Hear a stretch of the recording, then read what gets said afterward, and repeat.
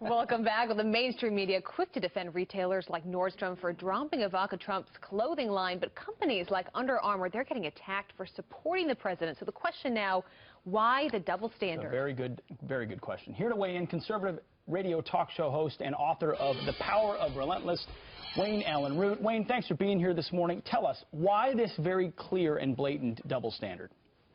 Well, obviously, the media is involved. I mean, they're going to play up whatever the more liberal-leaning CEO has to say and make a big deal of it in a positive way, and they're going to play up whatever the Republican CEO has to say and play it up in a more negative way.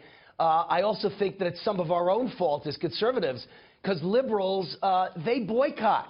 They make a big deal about a CEO saying something supportive of Trump, and we don't do it. And it's time for us as conservatives to get more active. There's 62 million people in America who voted for Donald Trump.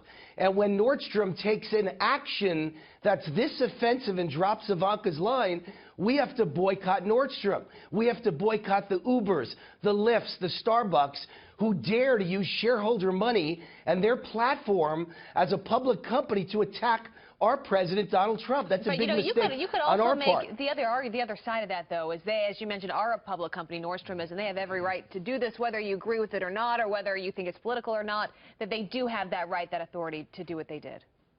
Well, yeah, they have a right. It's capitalism. You can do whatever you want. You own the company. But guess what? First of all, you have to answer to a board of directors. You have to answer to shareholders. You have to answer to the consumer and customer who buys from you. So we have a right to punish them for what they do. But I see a big distinction here. I got to tell you, the conservative CEOs don't involve their companies in support of Donald Trump. For me to say, I like Donald Trump, I think he's doing a great job, he's pro-business, he's going to cut my taxes, I love him. That's not the same as Lyft and Uber saying we're going to contribute millions of dollars in a legal defense fund to help Muslim refugees, or millions of dollars to the ACLU, or Starbucks to say I'm going to take company money and instead of hiring American veterans, heroes, how about homeless veterans, they're going to go out of their way to hire Muslim refugees.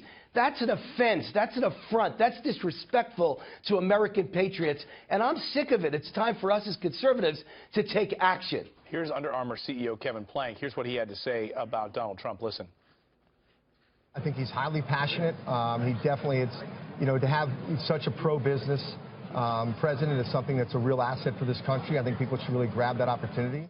Here's what The Rock had to say on Instagram. He said his words were divisive and in lacking perspective, inadvertently creating a situation where the personal political opinions of Under Armour's partners and its employees were overshadowed by the comments of its CEO. We've got like 10 seconds, Wayne. What do you say to that?